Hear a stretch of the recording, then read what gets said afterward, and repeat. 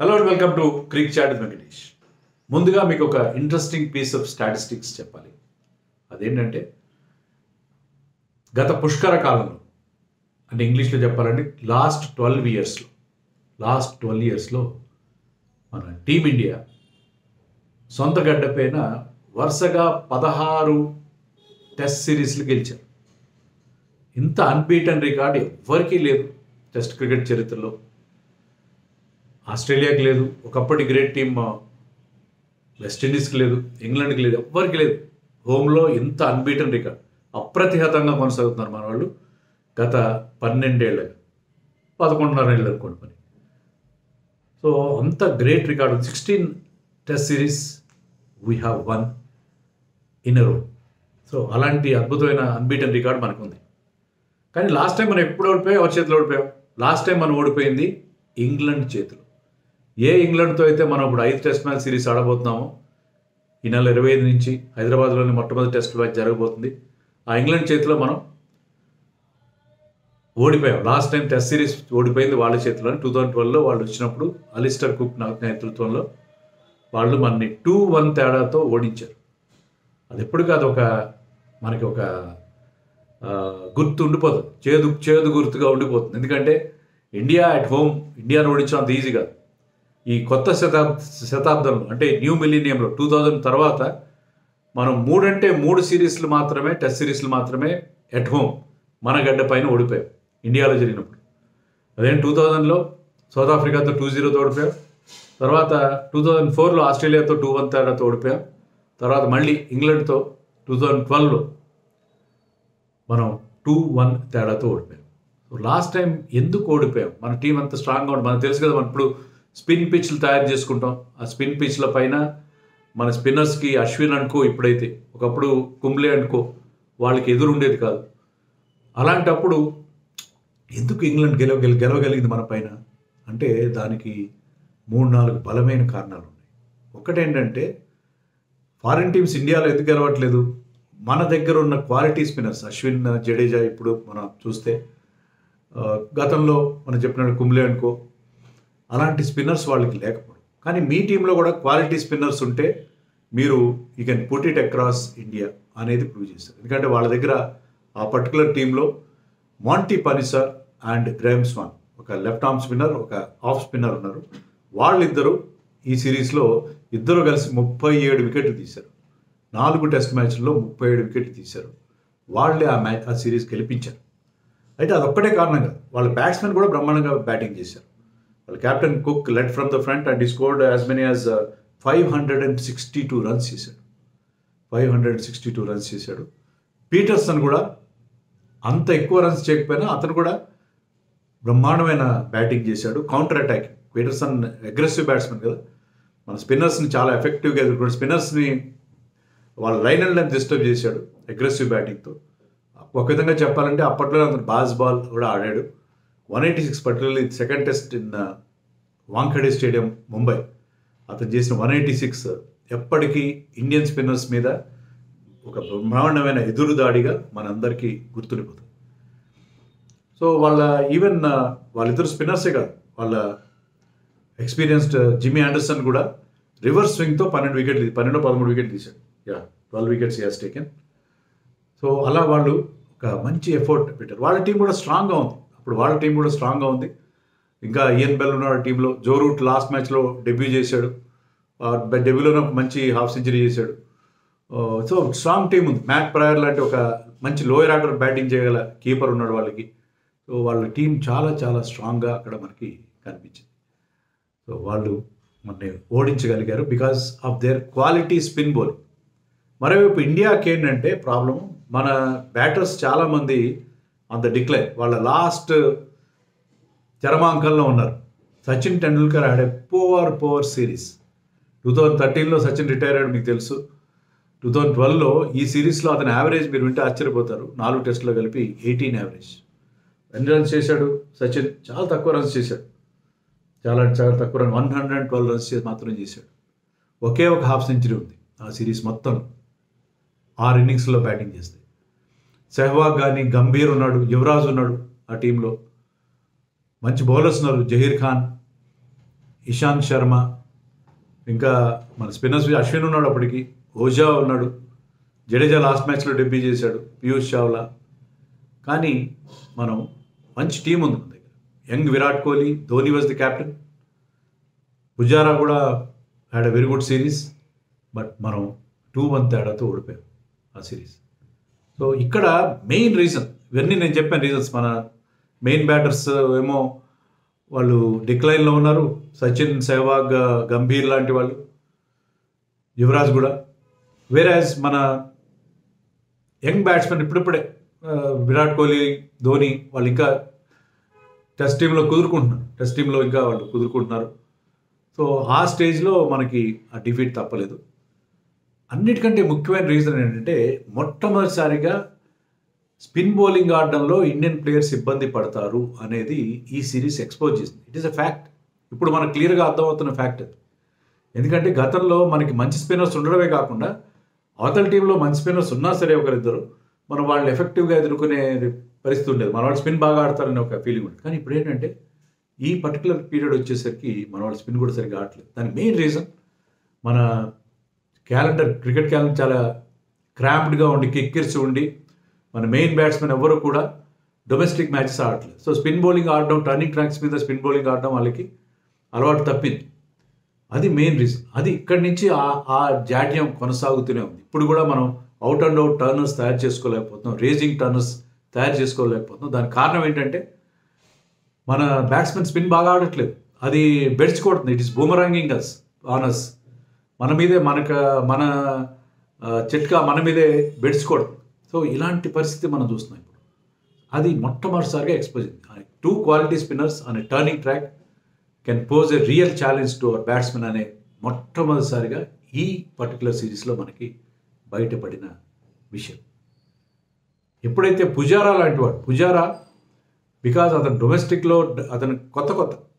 డొమెస్టిక్లో డక్కా మొక్కిలు తిని బోలంతా domestic cricket ఆడతాడు, double సెంచరీలు చేస్తాడు. కాబట్టి అతను ఒక్కడే షైనింగ్ ఎక్సెప్షన్ ఈ సిరీస్లో. అతను ఒక్కడే బ్రహ్మాండంగా ఆడాడు. అతను ఎన్ని రన్స్ చేశాడు? అతను సెకండ్ టాప్ స్కోర్ 438 రన్స్ చేశాడు with an average of 87.6. So Pujara was a resounding success including a century and double century. మిగతా వాళ్ళు ఎవరు కూడా సరిగ్గా ఆడలేకపోయారు. సో అది పరిస్థితి. స్పిన్ బౌలింగ్ బాగా ఆడకపోవడం అనేది మనకి ఇక్కడి నుంచి ప్రపంచానికి అంతా తెలిసింది. వాళ్ళు స్పిన్ ట్రాక్స్ చేసుకుంటారు, కానీ మీ దగ్గర మంచి స్పిన్నర్స్ ఉంటే ఇండియన్ బ్యాట్స్మెన్ని అవుట్ చేయడం, వాళ్ళ taste of their own medicine వాళ్ళకి ఇవ్వడం అనేది చాలా తేలిక అనేది ప్రపంచం మొత్తానికి వెల్లడైంది ఈ సిరీస్లో. సో అందుకని ఆ సిరీస్ చాలా ఇంపార్టెంట్. యాక్చువల్గా సిరీస్ స్టార్టింగ్లో మనకి బ్రహ్మాండంగా స్టార్ట్ అయింది. ఇండియా ఫస్ట్ టెస్ట్ మనమే గెలిచాం. అది మొటేరా, అహ్మదాబాద్లో జరిగింది ఆ టెస్ట్ మ్యాచ్. దాంట్లో మనం 9 వికెట్ల తేడాతో గెలిచాం. ఇంగ్లాండ్ ఫాలో అని ఆడింది. ఇండియా ఫస్ట్ బ్యాటింగ్ చేసి 521 రన్స్ చేశారు. దాంట్లో పుజారా 100, సెహ్వాగ్ 100 ఉన్నాయి. తర్వాత India 1 wicket loss, Sehwag wicket నష్టానికి ఈజీగా గెలిచేసింది ఫస్ట్ టెస్ట్లో. Ojha and Ashwin bowled well. ఇంకో కారణం కూడా చెప్పాలి ఈ సిరీస్లో మనం ఓడిపోవడానికి.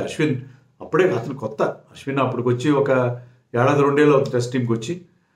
అప్పటి వరకు జరిగిన హోమ్ సిరీస్లో బ్రహ్మాండాన్ని బౌలింగ్ చేశాడు, కానీ ఈ సిరీస్లో అతను ఫెయిల్ అయ్యాడు.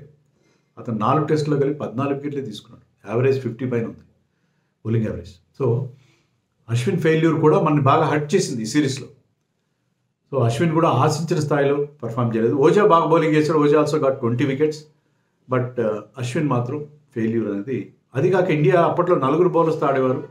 మొదటి 3 మ్యాచ్ల్లో కాదు, 2 మ్యాచ్లో మనం ఇద్దరిద్దరు స్పిన్నర్స్తోనే వెళ్ళాం. ఒక మ్యాచ్లో హర్భజన్ కూడా ఆడాడు. లాస్ట్ మ్యాచ్కి వచ్చేసరికి మనం 4 స్పిన్నర్స్, జడేజాతో పాటు పీయూష్ చావ్లా, ఓజా, అశ్విన్ 4 ఆడారు. కానీ అది స్పిన్ ట్రాక్ కాదు. సో మనం ప్రాపర్ స్పిన్నర్స్తో వెళ్ళకపోవడం కూడా మనని ఇబ్బంది పెట్టింది. అండ్ అశ్విన్ ఫెయిల్యూర్ కూడా మనకి ఇబ్బంది పెట్టింది. కానీ ఫస్ట్ టెస్ట్లో ఈ bowled well, he and Ojha won us the test match 9 వికెట్స్తో గెలిచాం. సో అదే ట్రెండ్ మన ఇండియాలో ఫారిన్ టీమ్స్ వచ్చి మన స్పిన్ ఆడలేక ఓడిపోవడం అనేది జరుగుతూనే ఉంటుందని అనుకున్న స్టేజ్లో second test match, Wankhede test match was the turning point. అక్కడ వాంఖేడేలో ఆ బైట్ ఉంటుంది స్పిన్నర్స్కి, బౌన్స్ కూడా ఉంటుంది. ఖచ్చితంగా వాంఖేడేలో బాల్ కూడా బ్యాట్ మీదకి చాలా ఫాస్ట్గా వస్తుంది. సో అక్కడ వాళ్ళ spinners they proved better than us. So అక్కడ మనం 10 వికెట్ల తేడాతో ఓడిపోయాం. మనం ఫస్ట్ బ్యాటింగ్ చేసి 327 చేసాం, పుజారా మరొక 100 చేశాడు. కానీ సెకండ్ బ్యాటింగ్ చేసిన ఇంగ్లాండ్ 413, సో ఆల్మోస్ట్ ఒక 100 రన్స్ లీడ్ సాధించారు. పీటర్సన్ 186, 80 స్ట్రైక్ రేట్, అప్పట్లో చాలా పెద్ద స్ట్రైక్ రేట్ టెస్ట్ మ్యాచ్లో. కుక్ 122 చేశాడు. సో అక్కడ మనం సెకండ్ ఇన్నింగ్స్లో కొలాప్స్ అయ్యాం. మాంటీ పనేసర్ అంటే మధుసూదన్ పనేసర్ అతను అసలు పేరు. అదే సర్దార్జీ, ఇంగ్లాండ్లో పుట్టి పెరిగిన సర్దార్జీ అండ్ గ్రామ్ స్మాన్ ఇద్దరు కలిసి 19 వికెట్ తీశారు. పనేసర్ 11, 8 వికెట్లు స్వాన్. సో వాళ్ళిద్దరు కలిసి మన స్పిన్నర్స్ కంటే బెటర్ అనిపించారు. 10 వికెట్స్ తేడాతో ఆ మ్యాచ్ గెలిచారు. థర్డ్ టెస్ట్ జరిగిన కోల్కతాలో పిచ్ అంత స్పిన్ ట్రాక్ ఏమి కాదు, అయినా ఇప్పుడు 7 వికెట్ల తేడాతో ఓడిపోయాము. ఇండియా ఫస్ట్ బ్యాటింగ్ చేసి 316 చేసింది. జిమ్మీ ఆండర్సన్ తన రివర్స్ స్వింగ్తో 3 వికెట్లు తీశాడు. కానీ వాళ్ళు ఇంకా బాగా ఆడి కుక్ 190 చేశాడు. తర్వాత పీటర్సన్ 54 చేశాడు. సో వాళ్ళు ఈ మ్యాచ్లో కూడా ఈజీగా మన మీద గెలిచేశారు. వాళ్ళ స్పిన్కి అనుకూలించకపోయినా కూడా వికెట్లు తీశారు స్పిన్నర్స్. అండ్ సెకండ్ ఇన్నింగ్స్లో స్టీవ్ ఫిన్ కూడా వికెట్లు తీశాడు వాళ్ళకి. సో ఇంగ్లాండ్ థర్డ్ టెస్ట్లో కూడా ఈజీగా గెలిచేసింది. సో 2-1తో లీడ్ చేస్తున్నారు. ఫోర్త్ టెస్ట్ నాగ్పూర్లో జరిగింది. స్పిన్ ట్రాక్ అవుతుందేమో మన వాళ్ళు నేను చెప్పినట్టుగా 4 స్పిన్నర్స్ దించారు. అశ్విన్, ఓజా, జడేజా అండ్ పీయూష్ చావ్లా 4 వికెట్స్ వచ్చి ఫస్ట్ ఇన్నింగ్స్లో. బట్ స్పిన్నర్స్ అంత ఎఫెక్టివ్ కాలేదు అక్కడ. ఆ మ్యాచ్ డ్రా అయింది. 2 టీమ్స్ ఆల్మోస్ట్ ఈక్వల్ స్కోర్ చేసి 300 ఆర్డ్ రన్స్ చేసాయి ఫస్ట్ ఇన్నింగ్స్లో. సెకండ్ ఇన్నింగ్స్లో మనం కొంచెం మ్యాచ్ సేవ్ చేసుకునే పరిస్థితిలో ధోని అండ్ కోహ్లీ, యంగ్ కోహ్లీ తన థర్డ్ టెస్ట్ సెంచరీ 103 చేశాడు. ధోని 99 చేసి రన్అట్ అయ్యాడు. సో ఈ మ్యాచ్లో వాళ్ళిద్దరు కలిసి India at one stage was 71 for 4 నుంచి వీళ్ళిద్దరు కలిసి బ్రహ్మాండమైన పార్ట్నర్షిప్తో ఇండియాని ఆ మ్యాచ్ సేవ్ చేసి పెట్టారు. మనం గెలుస్తాము, సిరీస్ డ్రా చేసుకుంటాం కనీసం అనుకుంటే అది దక్కకుండా అది బాగా బ్యాటింగ్ ఫ్రెండ్లీ అయిపోయింది. నాగ్పూర్లో ఆ జాంతా స్టేడియంలో ఎప్పుడు బ్యాటింగ్ ఫ్రెండ్లీ వికెటే ఉంటుంది. సో ఆ గ్రాండ్ ట్రంక్ రోడ్ అని కూడా చాలామంది అంటారు కదా. సో అక్కడ స్పిన్నర్స్ పెద్దగా అనుకూలించలేదు ఆ పిచ్ పైన. అది కూడా మామూలు భయపడి ఉంటారు, ఎందుకంటే ఇంగ్లాండ్ స్పిన్నర్స్ బెటర్గా ఉన్నారు కదా. మరీ స్పిన్ ట్రాక్ చేయడానికి కూడా అండర్ ప్రిపేర్డ్ పిచ్ తయారు చేయడానికి క్యూరేటర్స్ భయపడి ఉంటారు. సో దానివల్ల అది ఒక హై స్కోరింగ్ డ్రాగా, డల్ డ్రాగా ముగిసింది. బట్ ఆ పార్ట్నర్షిప్ వాళ్ళిద్దరు ఆల్మోస్ట్ ఒక double century partnership between Dhoni and Kohli, that was the highlight. So Kohli test మ్యాచ్లో ఎదుగుతున్నాడు అనడానికి అదొక ఉదాహరణగా మనకి కనిపించిన నాక్ అది. సో 2-1తో ఇంగ్లాండ్ ఆ సిరీస్ గెలిచేసింది. మనం ఊహించిన విధంగా ఆ సిరీస్ వాళ్ళు గెలిచారు. ఎందుకంటే మనం 2 టెస్ట్ మ్యాచ్లు వరుసగా ఓడిపోవడం అనేది 2000 తర్వాత 2 సందర్భాల్లో జరిగింది. ఫస్ట్ టైం నేను చెప్పినట్టుగా సౌత్ ఆఫ్రికాతో మనం వరుసగా 2 టెస్ట్ మ్యాచ్లు ఓడిపోయాం 200 ఇయర్లో, 200 సంవత్సరంలో, 2000 సంవత్సరంలో కాదు. తర్వాత మళ్ళీ ఈ 2012లో వరుసగా 2 టెస్ట్ మ్యాచ్లు ఓడిపోయాం. ఆ తర్వాత మనం ఎప్పుడు వరుసగా 2 టెస్ట్ మ్యాచ్లు ఓడిపోలేదు. యాక్చువల్గా ఈ సిరీస్ తర్వాత 2012 సిరీస్ అగేన్స్ట్ ఇంగ్లాండ్ తర్వాత మనం ఓడిపోయింది 3 టెస్ట్ మ్యాచ్లు ఇండియాలో. అది ఇంగ్లాండ్ ఆస్ట్రేలియా చేతిలోనే. ఆస్ట్రేలియా చేతిలో మనం ఎప్పుడు ఓడిపోయాం 2023లో రీసెంట్గా మనం ఓడిపోయాం ఆస్ట్రేలియా చేతిలో, ఇందోర్లో ఓడిపోయాం. తర్వాత 2021లో చెన్నైలో జో రూట్ డబుల్ సెంచరీ చేసినప్పుడు అప్పుడు ఓడిపోయాం. తర్వాత 2017లో పూణేలో ఆస్ట్రేలియా చేతిలో మరొకసారి, అప్పుడు స్టీవ్ స్మిత్ 100 చేశాడు, వాళ్ళ స్పిన్నర్ ఒకీఫ్ వికెట్ తీశాడు. సో అన్నిసార్లు కూడా స్పిన్నర్సే మనకు దెబ్బ కొట్టారు మనం ఓడిపోయిన ప్రతి సందర్భంలో కూడా. సో మనం 3 టెస్ట్ మ్యాచ్లు మాత్రమే ఆ తర్వాత ఓడిపోయాం. సో ఈసారి కూడా మనం స్పిన్ ట్రాక్స్ చేసుకుంటే ఇంగ్లాండ్ 4 స్పిన్నర్స్తో బరిలోకి దిగుతుంది. మనకు అది బెడ్స్ కొట్టే ప్రమాదం ఉంది. బ్యాస్ బాల్ కూడా ప్రమాదం ఉంది. యాక్చువల్లీ నేను చెప్పినట్టుగా పీటర్సన్ బ్యాస్ బాల్ కానీ ఆడాడు. అతను మధ్య మళ్ళీ చెప్పాడు దాని గురించి, నేను బ్యాస్ బాల్ ఆడాను కానీ డిఫెన్స్ కూడా బాగుండాలి. డిఫెన్స్ బాగున్నప్పుడే నీకు అటాకింగ్ గేమ్ ఆడడానికి. నేను డిఫెన్స్ కూడా బాగా ఆడాను.